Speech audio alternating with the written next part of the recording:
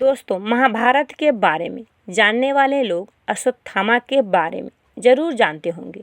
महाभारत के कई प्रमुख चरित्रों में से एक अश्वत्थामा का वजूद आज भी है। अगर आप यह जान के हैरान हो रहे होंगे तो हम आपको बता दें कि अपने पिता की मृत्यु का बदला लेने के लिए अश्वत्थामा को उनकी एक चूक पड़ी भारी और भगवान श्री कृष्ण ने उन्हें युगों युगों तक भटकने का श्राप दे दिया।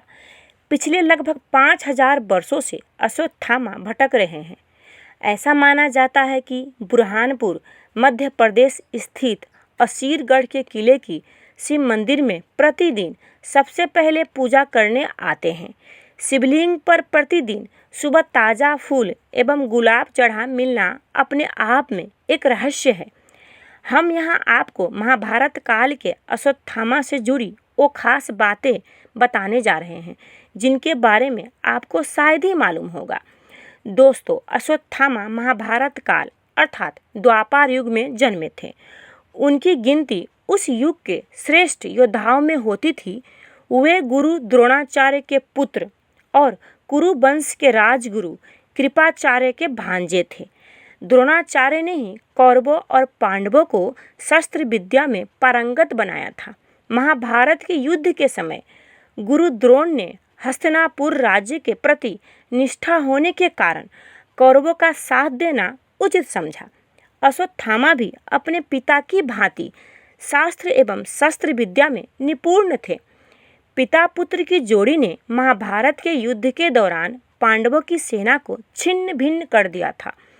पांडव सेना को हतोत्साहित देख श्री कृष्ण ने द्रोणाचार्य का वध करने के लिए युधिष्ठिर से कूटनीति का सहारा लेने को कहा। इस योजना के तहत युद्ध भूमि में यह बात फैला दी गई कि अश्वत्थामा मारा गया है।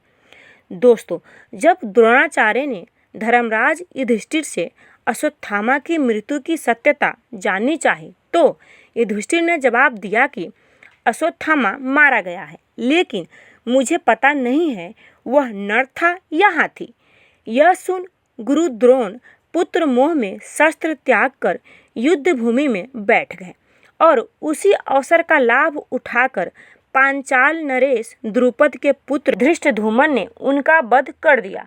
पिता की मृत्यु ने अश्वत्थामा को विचलित कर दिया था।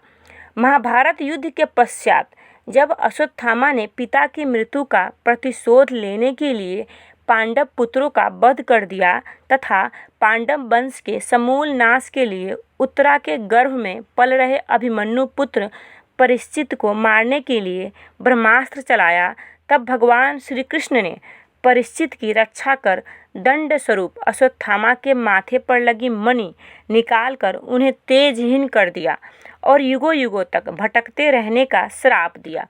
और दोस्तों, कहा जाता है कि असीरगढ़ के अलावा मध्य प्रदेश के ही जब्बलपुर शहर के गौरी घाट नर्मदा नदी के किनारे भी अश्वत्थामा भटकते रहते हैं। स्थानीय निवासियों के अनुसार कभी कभी वे अपने मस्तक के घाव से बहते खून को रोकने के लिए हल्दी और तेल की मांग भी करते हैं।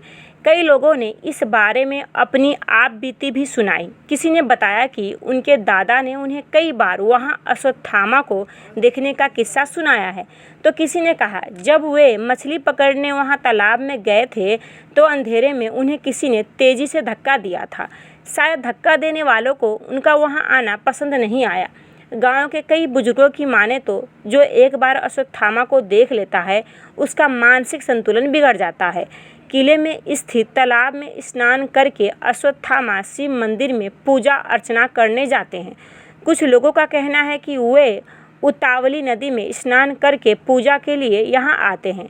आश्चर्य की बात यह है कि पहाड़ की चोटी पर बने किले में स्थित यह तालाब बुरहानपुर की तपती गर्मी में भी कभी सूखता नहीं। तालाब के थोड़ा आगे गुप्तेश्वर महादेव का मंदिर है। मंदिर चारों तरफ से खाइयों से घिरा है। किंवदंती के अनुसार इन्हीं खाइयों में से किसी एक में गुप्त रास्ता बना हुआ है जो खांडव वन से होता हुआ सीधे इस मंदिर में निकलता है। और दोस्तों, इसी रास्ते से होते हुए अश्वत्थामा मंदिर के अंदर आते हैं। भले ही इस मंदिर में कोई रोशनी और आधुनिक व्यवस्था ना हो, यहाँ परिंदा भी पर नहीं मारता, लेकिन पूजा लगातार जारी है। शिवलिंग पर प्रतिदिन ताज़ा फूल एवं गुलाब चढ़ रहा होता है। और दोस्तों, बुरहानपुर के इतिहासविद डॉक्टर मोहम्मद शफी ने बताया कि बुरहानपुर का इतिहास महाभारत काल से जुड़ा है। पहले यह जगह खांडव वंश से जुड़ी हुई थी। किले का नाम असीरगढ़ यहाँ के एक प्रमुख चरवाहे आशा अहीर के नाम पर रखा गया था। किले को यह स्वरूप 1380 ई में फारूकी वंश के बादशाहों ने दिया था। जहाँ तक अश्वत्थामा की बात है तो शफी साहब फरमाते हैं कि मैंने बचपन से ही इन किंवदंतियों को सुना है। मानो तो यह सच है, ना मानो तो झूठ है। और दोस्तों, महाभारत के प्रमुख पात्रों में से एक अश्वत्थामा थे। यह कौरवों और पांडवों के गुरु द्रोणाचार्य के पुत्र थे। हनुमान जी आदि 8 अमर लोगों में अश्वत्थामा की नाम भी आता है। दोस्तों, चलिए जानते हैं असीरगढ़ के किले में कैसे पहुँचे। असीरगढ़ किला बुरहानपुर से लगभग 20 किलोमीटर की दूरी पर स्थित है और उत्तर दिशा में सतपुड़ा पहाड़ियों के शिखर पर समुद्र सतह से 750 फुट की ऊंचाई पर स्थित है। बुरहानपुर खंडवा से लगभग 80 किलोमीटर दूर है। यहाँ से बुरहानपुर तक जाने के लिए ट्रेन, बसें और टैक्सी आसानी से मिल जाती है। और दोस्तों, यहाँ से सबसे नज़दीकी एयरपोर्ट इंदौर है, जो करीब 180 किलोमीटर दूर है। बुरहानपुर मध्य प्रदेश के सभी बड़े शहरों से रेल मार्ग द्वारा जुड़ा है। दोस्तों, आप लोगों का इसके बारे में क्या कहना है, प्लीज़ हमें कमेंट में बताइएगा।